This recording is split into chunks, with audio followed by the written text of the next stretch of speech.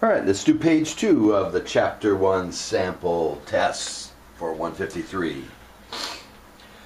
X-intercepts.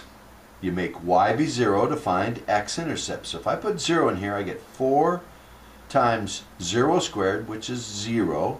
I get x equals 8. But that's not an intercept. An intercept is a point. So I have to write it 8 for the x, and I got it by putting in 0 for the y. Now determine the y-intercepts. Well, y-intercepts are on the y-axis when x is 0. So I put in 0 and I get 0 plus 4y squared equals 8. If I take the square, I don't want to take the square root yet. I want to divide the 4 out first. So I get y squared equals 2. Then I take the square root, and I get y equals the square root of 2, but when I'm taking the square root of both sides, I must remember to go plus or minus, but these are not intercepts. Intercepts are points. I got these by setting x to be 0, and we got square root of 2, and we got 0 and negative square root of 2. So, our x-intercept was 8, 0. Our y-intercept was 0 square root of 2, which is 1.4 something, and 0 minus 1.4 something. Wow, that doesn't give very much to graph it. So, I asked you to find 3 additional points in 23, so I'm going to do that now. I would like to know what happens in the middle here, so I'm going to put in 4 for x and see what happens. And that would give me some additional points, so 4 plus 4y squared equals 8. So I subtract 4, that would be 2. And I'd have 4y squared equals 2. Divide by 4, and I get y squared equals 1/2. Take the square root, and I would get y equals plus or minus the square root of 1/2.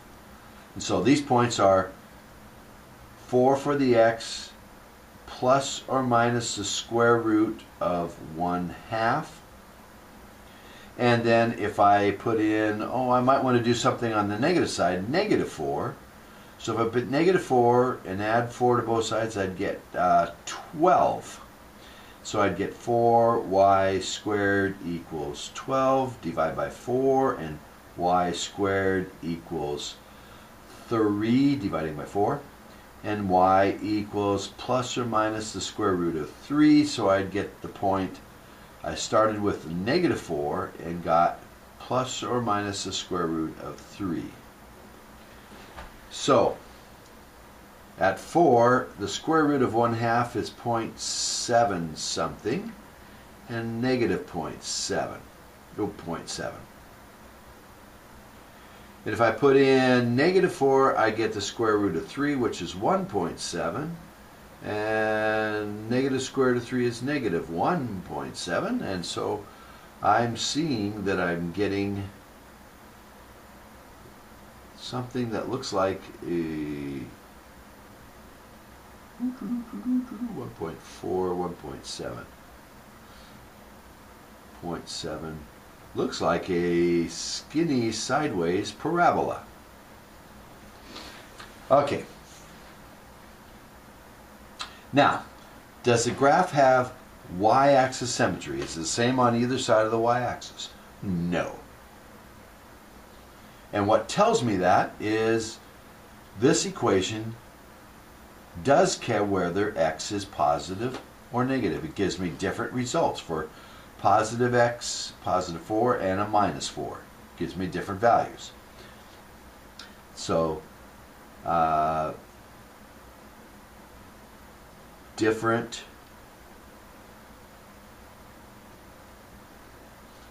answers for positive x's and negative x's. Does it have y-axis? Oop, yeah. Oh, this one should say x-axis symmetry. I wanted to ask about x-axis symmetry. I did y-axis and said y-axis. This should be x-axis. Does it care whether, does it look the same above and below the x-axis? No, it does look the same. So it has x-axis symmetry. Yes, it does. And that's because the y squared doesn't care whether y is positive or negative. It'll give me the same result. Y is squared. So y and negative y give same answers. Does it have origin symmetry? So if there's a point on this side of the origin, is there one directly across from it? Well, this one was over 4 and up 0.7, back 4. It's not at 0.7, it's negative 1.7. So it's not origin symmetry. To have origin symmetry, we should be able to change, if we change the x, we should get exactly opposite in the y. No. Changing x from a positive 4 to negative 4 didn't change the y from a positive square root of 1/2 to negative square root of 1/2. It changed something different. Changing sign of x doesn't just change sign of y. And why I put the word just in there, it would have to be the same number but changed in the sign. Okay. And finally here, this is a different one, doesn't relate to this problem at all. And this is 24 is one of the easiest problems on this thing. Determine the equation of a line with no y-intercept that goes through negative 6, 3. With no y-intercept, so it can't cross the y-axis, so it has to go straight up and down. Well, a line that goes straight up and down through negative 6, 3 will always have negative 6 as the x coordinate, so it's x equals negative 6. And that's it. Now if it had no y-intercept, then it would be, and going through this point, then it would be y equals 3. No x-intercept. No x-intercept, it would have to be y equals 3. No y-intercept, it has to be x equal negative 6. Okay. Circles. And I'll be talking about circles here. This is a circle that's moved h sideways and k up and down. So if the center is at 4 and negative 2, this is going to be x minus 4 squared plus y that's moved down 2, so it's going to be y plus 2, does the opposite when it's inside, equals, and the radius squared, so that's 6 squared, which is 36. Now to write this in general form, we have to multiply this out. So we're going to get x minus 4 squared. So that's x minus 4 times x minus 4. That's x squared minus 4x plus 16. So that squared is going to be x squared minus 8x plus 16 plus this squared. So if you multiply it out, y plus 2 times y plus 2, you get y squared plus 2y plus 2y plus 4. You get y squared plus 4y plus 4. And then you have equals 36. We're supposed to get it equal to 0, so we have to subtract 36 over and then rearrange this so that it has the x squared first, then the y squared. So I took care of the x squared, got the y squared. Then I'm supposed to put the x's, minus 8x. And then I'm supposed to take care of the y's. There's plus 4y. And now I got 16 plus 4 is 20 on this side. But I got to subtract 36, so that makes minus 16 equals 0. And so that's this equation turned to this form. Now, on the last problem, I'm telling you this form and change it back to this form so you can find the center and the radius.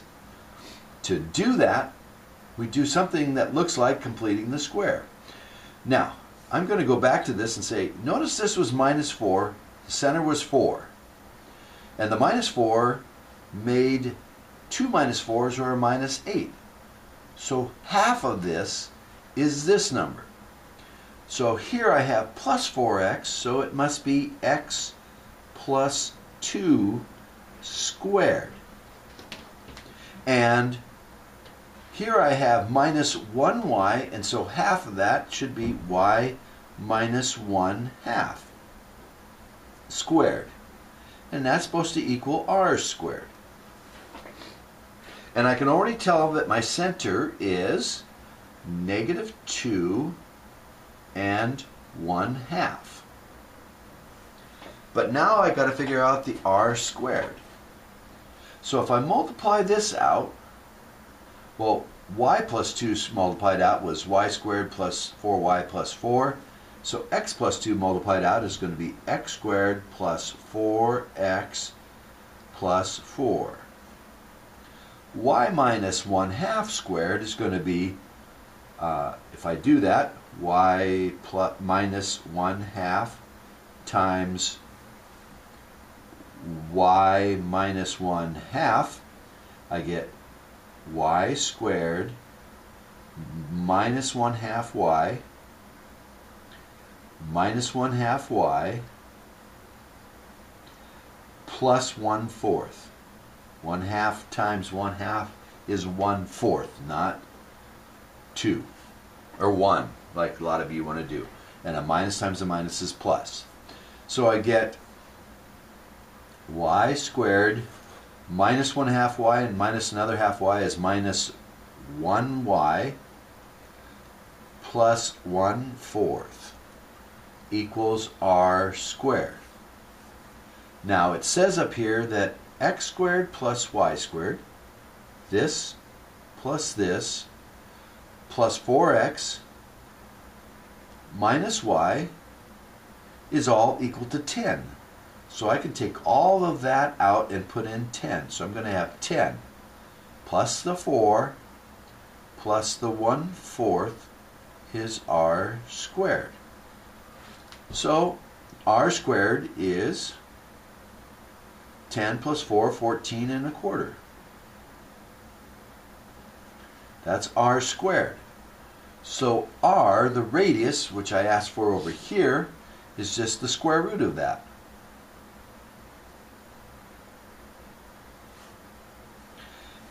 And to finish writing this equation, I need to replace the radius squared with 14 1/4. And there's the equation in standard form. And I can see the center is minus 2. It's shoved minus 2 and up 1/2. And so now I can graph it. So it's, the center is minus 2 and up 1/2. And the square root of 14 1/4 is approximately, let's see, square root of 9 is 3, square root of 16 is 4. This is probably about 3.6 or 7, something like that. So I've got to go up 3.6 from 1/2, so that would be 1.5, 2.5, 3.5 is 3 up, and then this is a little over 1/2, so it'd take me up to 4, just over 4. If I go down 3.6, 1, 2, 3.6, I'd be somewhere down here. I better put units on this graph. This is -3, this is +4, this is 2 out here. Now if I go over 3.6, 1, 2, 3.6 is about there. 1, 2, 3.6 is about there. And now try to draw a circle.